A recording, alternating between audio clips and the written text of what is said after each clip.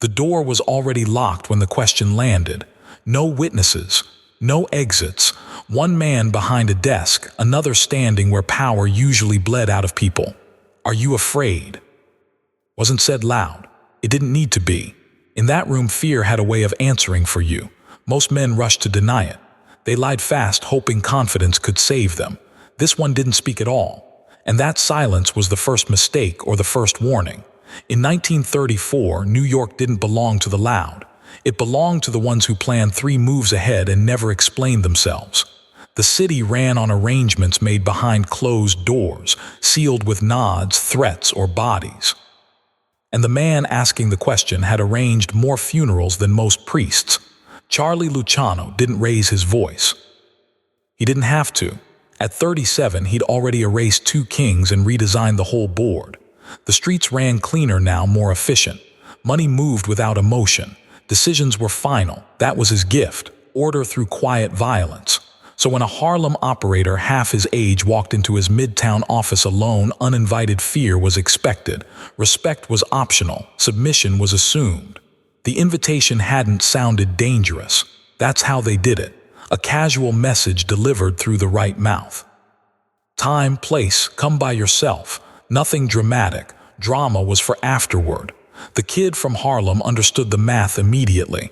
Decline the meeting and the Italians would come north with guns and lawyers. Accept it and maybe you leave breathing. Either way, something was being tested. He chose the room. 5 minutes before the hour, the elevator let him out onto the 5th floor. No names on the door, no secretary, just weight in the air. A man with a jacket cut to hide a weapon opened up, checked him for metal, relieved him of his revolver without ceremony. "You'll get it back," the man said. "If," the Harlem boss replied. Inside, the office looked expensive in the way that never tries to impress. Real leather, heavy desk. Windows that didn't need curtains because nobody nearby mattered. Luciano sat relaxed, cigar alive between his fingers, eyes already measuring damage. They exchanged names like chess players exchanging pieces. Luciano offered a seat. The visitor declined. That pause stretched longer than it should have. Long enough for everyone in the room to understand this wasn't going to go the usual way. Luciano smiled first, not friendly, curious. Harlem was discussed the way men talk about a safe that hasn't been opened yet. Too much cash, too many hands, not enough structure. Luciano spoke of protection like it was a favor. Lawyers, politicians, a percentage that leaned heavy in his direction. The Harlem boss listened, didn't interrupt, didn't agree. When he finally spoke, he didn't raise his voice either. He didn't need to. He explained that taking more than half of something you didn't build had another name, and it wasn't partnership. That was when the temperature changed. Luciano didn't threaten him right away. He let the idea hang there instead. Alternatives, consequences. The kind that didn't leave receipts. The chair scraped. Both men were standing now, distance closing, the cigar glowing like a small, patient weapon. Luciano stepped around the desk, slow, intentional. He didn't block the door. He didn't have to. "You think you can just walk out?" he asked. "Yeah," came the answer. "I do." That was when Luciano decided to find out what kind of animal he was dealing with. He gave an order that wasn't really an order.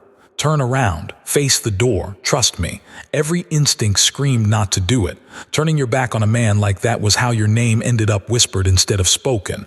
But weakness showed faster than blood. The Harlem boss turned.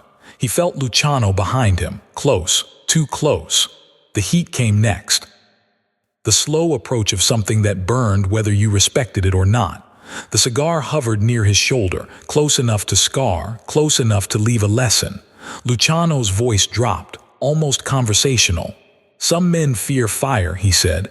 That's when the Harlem boss moved his hand, not to strike, not to run. He reached back and took the cigar. Luciano didn't stop him. And in that moment, before anyone screamed, before anyone understood what was about to be lost, the room went completely still. Because whatever came next was going to change the balance forever, and nobody in that office could stop it. Luciano watched the cigar leave his fingers like time had slowed out of respect. The glow at the tip pulsed once, alive, patient. The Harlem boss turned back around, close now, close enough that Luciano could see there was no bluff in his eyes, no performance, just a decision already made. He didn't speak. He brought the burning end down into his own palm, not fast, not dramatic. He pressed it in like he was sealing an envelope. The sound was small, a faint hiss, flesh answering heat. Luciano froze. He'd seen men shot for less, seen fingers cut off to send messages, seen screams that echoed for days in his head. But this was different. This wasn't punishment. This wasn't fear. This was choice. 1 second passed. The Harlem boss didn't blink. 2 seconds, the smell hit next. Sharp, unmistakable, real. 3 seconds. Luciano felt something unfamiliar crawl up his spine. Not fear. Calculation breaking down. Enough, he said. It didn't come out like an order. It came out thin. The cigar stayed where it was. 4 seconds. Luciano stepped forward without meaning to. Stop. 5. Only then did the man pull the cigar away. He lifted his hand between them. The burn was clean, perfectly round, already blistering, skin surrendering, permanent, no doubt about that. The cigar was handed back. Luciano took it automatically. His fingers shook just slightly, enough to notice, too much to hide. The Harlem boss finally spoke. No, he said calmly, I don't fear it. The words didn't matter. The proof already lived in the room. Luciano stared at the hand, then at the man attached to it.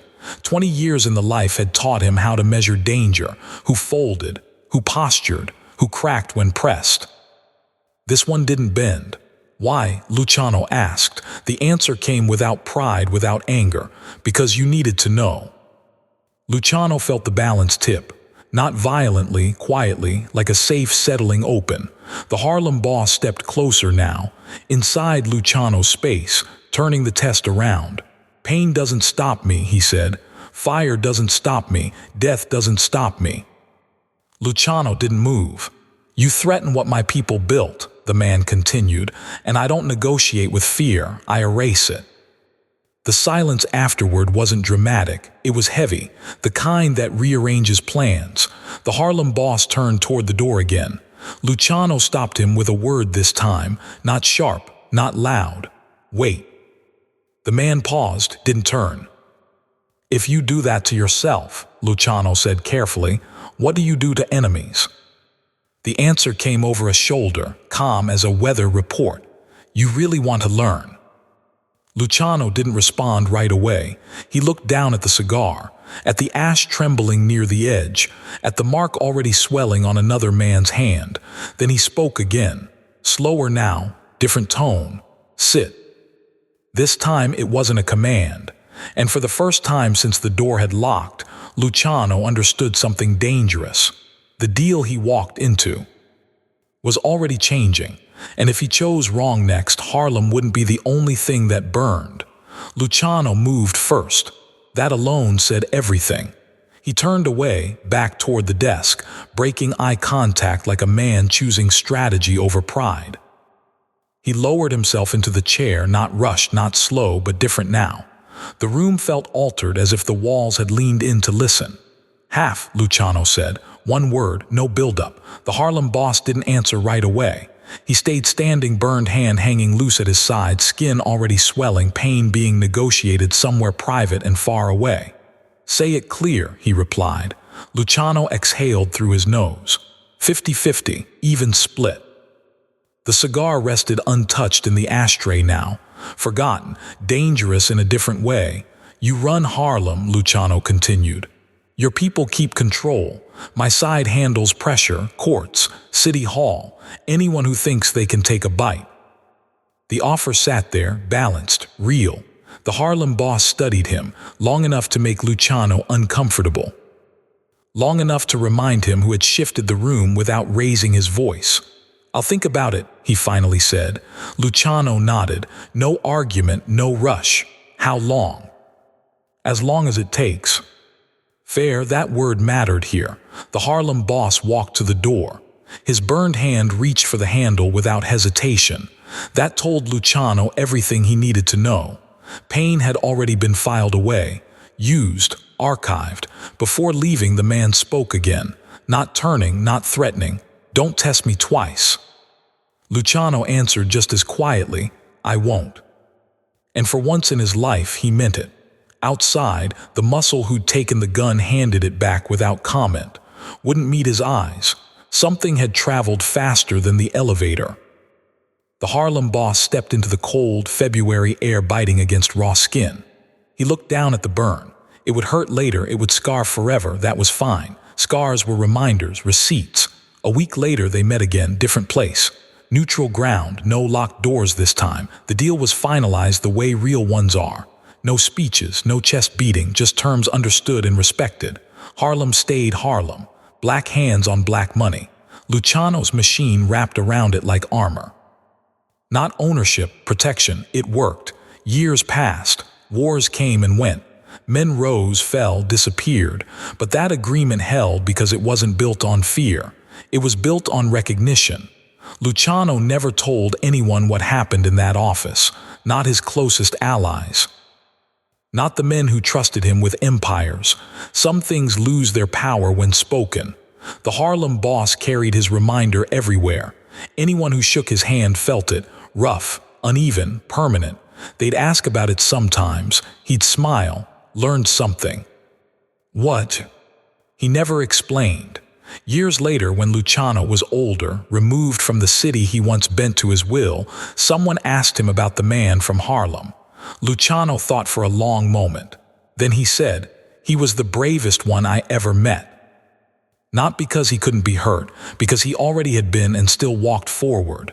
The legend grew in whispers. People argued over how the scar happened. Poker, knife, fight. None of it mattered. The truth was quieter. One man chose pain to send a message. And another man was smart enough to listen.